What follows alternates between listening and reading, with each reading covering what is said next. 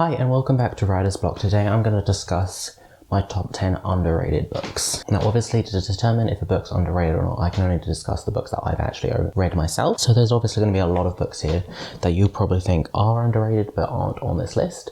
And maybe a few books on here that you think aren't underrated. However, there is a book on here that has only 80 ratings on Goodreads. Only 80 people have read it. I don't think you can really claim books like that are overrated. The most popular book on this list has 9,000 ratings. However, this author is a very well-known best-selling author, so in terms of their entire catalogue, this is underrated. Even then, 9,000 ratings on Goodreads is pretty low anyway, but for a best-selling author, it's very low. So I'm actually going to start with that one. So the first one is Tough Voyaging by George R.R. Martin. Some people market it as a short story collection, others a novella collection, but all of the stories in here connect to one another and flow on to one another, so they're all about the exact same person and just his life as it goes on. So they're not independent. You can't just read one without reading the others, and you can't read later versions without having read the first versions. So I think it fits more easily into a novel, but it's just not set into the normal chapter settings. Anyway, so this one is a sci-fi book, and it's about a guy called Tough who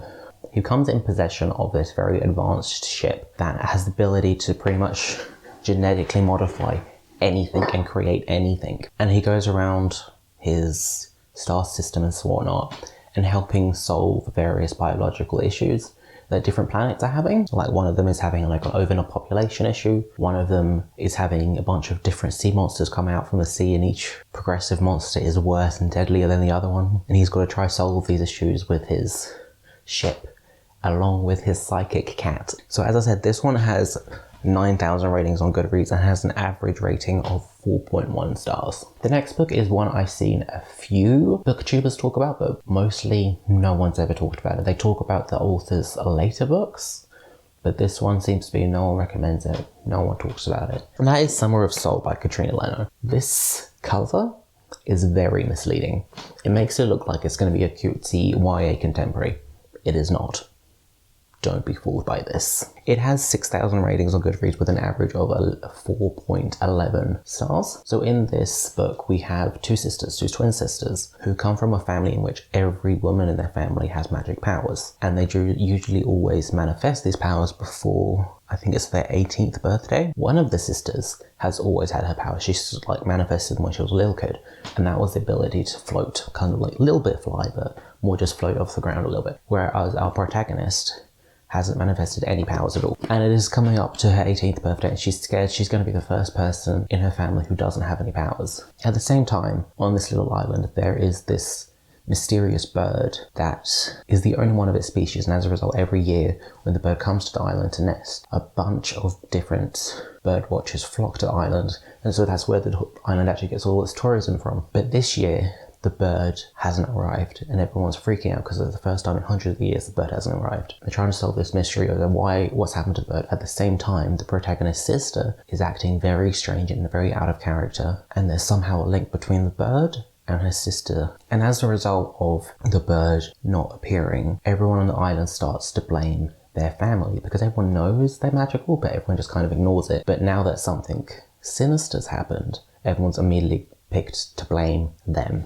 because they're the easiest target. So the protagonist sets out to find out what's happening and how it links to her sister's change in behaviour. This is a book in which I would feel like trigger warnings would actually spoil the book. Just know there is some violent things that happen in here, and it is not cushy or comforting at all. But overall, this book is wonderful, and I've not heard anyone who has read this say anything bad about it. The next book is Kintu by Jennifer Nansubuga Makumbi. This has only 2,500 ratings on Goodreads, with the average rating being 4.14 stars. So this is pretty much a reimagining of Ugandan's history, talking about cursed bloodlines and the myth of Kintu. I have not heard a single person ever talk about this book. So this book starts out in 1750 with the man called Kintu, who's got two sons. Well, he's got a bunch of sons, but two main sons that he talks about. One is his biological son, and one is his adopted son. And he sets out and accidentally unleashes a curse against all of his family. So these brothers, even though they're not biologically related, they are the same age, and so they're considered to be twins, and they actually don't know that they're not twins. And it turns out that Ugandan culture actually has a lot of myths and folklore around twins anyway, so you do actually find out a lot of that through reading this. But Kintu unfortunately, when he's on his way to swear fealty to the new leader of the area, he accidentally kills one of his sons. And the aftermath of this boy's death ends up setting in motion events that lead to Kintu and all of his family being cursed. So then you travel through various timelines going right up to present day and seeing how this curse has affected his descendants. The next book is The Witch by Finbar Hawkins. This is a very recently published book and it has only 600 ratings on Goodreads, with the average rating being 3.6 stars. So this is set in the 1700s, century. So this is a revenge story about a 17-year-old girl whose mother gets brutally murdered, who's accused for being a witch. Her and her sister still have to go on their own because they are now also accused for being a witch. And they seek revenge against the men who have done this and against the system that has done this, trying to seek help through the local people who are pretty much in hiding and who do actually support the witches and know the witches aren't actually bad people and are actually helpful. I didn't realise till now that this book has illustrations. Like, there's crows in it. This one again does have quite a bit of animal death in it, so be warned for that. And obviously it has human death, seeing as her mother is brutally murdered. The next book I don't have a physical copy of because I read it as an art, but that is Aura and the Old God by Sarah Day. This book has only 80 ratings on Goodreads and has an average of 3.8 stars. So this is pretty much your typical fairy YA book that pretty much everyone's writing at the moment. But in my personal opinion, it's way better than most of the big authors are actually putting out. It's better than Court of Thorns and Roses, though it does start out in a similar way in which Aura and her brother are out in the forest. They're doing hunting and they accidentally attack an animal that turns out to be a fae. However, unlike Akatar, which the leader of the fae then comes and kidnaps Feyre and tries to make her fall in love with him, in this one, Aura's brother gets turned into a pig and Aura gets kidnapped by the fae, but they don't want her to fall in love with him, so they want to either kill her or use her as a slave. Just before her brother is turned into a pig, he calls out her name, and so the fae think that they name bound her, but little do they know that Aura isn't her actual real name. So this whole time all these fae are thinking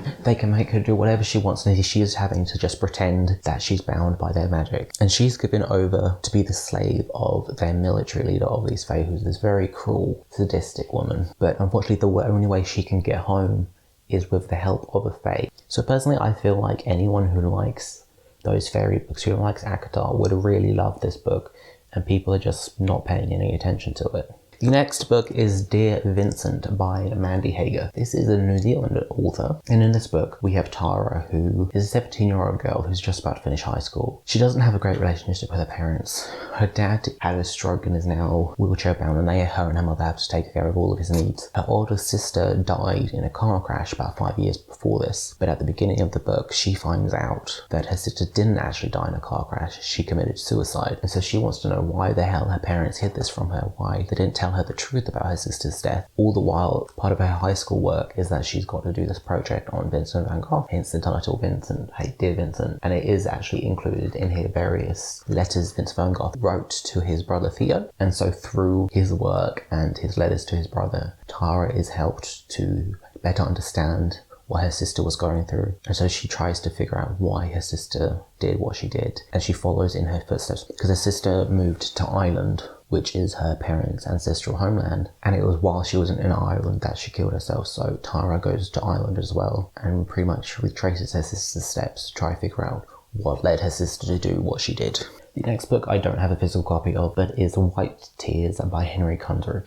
It's a bit of a hard book to explain. It has 7,000 ratings on Goodreads, with the average being 3.68 stars. Two ambitious young musicians are drawn into the dark underworld of blues record collecting, haunted by the ghosts of a repressive past. Seth is shy and awkward. Carter is glamorous and the heir to one of America's great fortunes. They have one thing in common: their obsession with music. Seth is desperate to reach for the future, and Carter is slipping back into the past. When Seth accidentally records an unknown singer in the park, Carter sends it out over the internet, claiming it to be a long-lost 1920s blue recording of a musician called Charlie Shaw, only for one old collector to contact them to say they were a fake record and fake bluesmen were actually real. And so those two young white men, accompanied by Carter's sister, spiral down to the heart of the nation's darkness, encountering the suppressed history of greed, envy, revenge, and exploitation. White Tears is a ghost story, a terrifying murder mystery, and a timely meditation on race and the love letter for the forgotten geniuses of American music. So the next book is This Mortal Coil by Emily Suvada. This has 8,000 ratings on Goodreads with an average of 4.14 stars. So this is a YA sci-fi. So it's a post-apocalyptic story about a plague.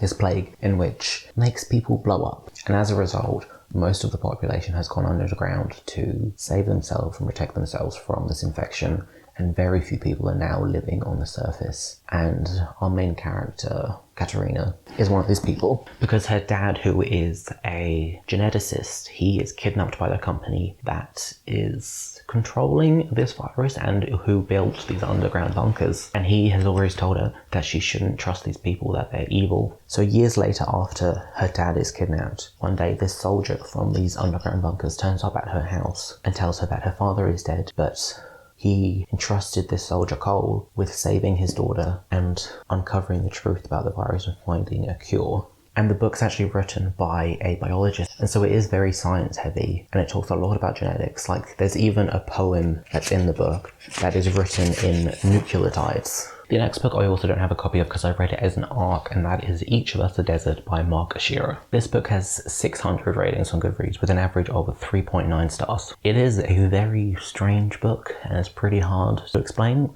So in this world, the whole world's pretty much been burned, and everywhere's a desert. And the story is actually written from Social's point of view to the sun, because in this world they worship the sun, because they view it that the sun burned everyone for being evil, and if they don't give thanks and worship the sun, that's going to happen again. And Social has this power in which she is able to pretty much take on people's sins and forgive them in a way of kind of like confessions, and then she then regurgitates it back to the sun to enable the person to be forgiven and repent. And whenever she does this, she forgets completely about what happened. She doesn't remember any of the person's sins or not, so that way she can't judge them or whatnot. But one day she hears this sin from one of her friends, and she realizes that she can't let go of this one, because if she does, it'll put their entire village and their way of life at risk. As she's holding on to this particular sin, she ends up having to take on some other people's sins, but she can't let go and regurgitate those sins without giving up the one that she needs to keep. But as she's doing this, she starts to realize that a lot of the stuff she's been told about their religion and about who she is isn't necessarily true, and that a lot of the people in her village are committing the same sins over and over again, and they're not actually repentant, they're not sorry at all. They're just like, oh, I'll give it to her, then I'll go commit it again. So she's realizing these people who she's grown up with her whole life aren't actually that great of a people. And so she starts to doubt the truth about her world and what she's been told. Because based on what she's been told, their world should have been burned again and her village should have been destroyed because her people aren't good. But that hasn't happened, so she travels to find other towns to seek out answers for what the truth is and what her powers are supposed to be for. So the last book is actually a graphic novel, and it is Wind by James Tynion. At the moment, the 6 individual issues are available to purchase, but the entire bound-up volume is coming out in May. At the moment, the book only has 130 ratings on Goodreads, with an average of 3.6 stars. So in this world, we have a character called Wind, who is an orphan who's raised up by this barmaid in a world in which their city is walled up and kept protected from all these magical creatures. Because in this world, anything that's got any slight bit of magic is considered evil and disgusting and corrupt. And anyone who has any contact with it, even if it's accidental, is considered corrupt and evil and they have to be killed. But Wind himself actually has pointy ears, so that indicates he has magical heritage. He doesn't have any magical powers per se, but his ears alone would guarantee him a death sentence. So far, he's been able to live in this city pretty peacefully and just keeping his ears covered, and he's been able to live a normal life. But unfortunately, the king decides to run a new campaign to get rid of any last traces of magic from the city and from the outside parts of the city as well. And so Wind is now desperate. His life is completely at risk, so he wants to get rid of this magic from his blood. I really don't understand why people haven't read this graphic novel, despite the fact that it's a beautifully illustrated comic. It has a very diverse cast, it has a lot of intricate world building, there's a lot of complex characters and complex relationships, but I haven't heard anyone ever talk about it. So that is my top 10 underrated books. So don't forget to subscribe and like this video if you liked it. Down in the description we will have links to our Facebook, Twitter, Instagram and our website, along with Book Depository affiliate links to all the books mentioned. We post videos every Friday with bonus content on Wednesdays, and so we will see you next week with a video from Chris.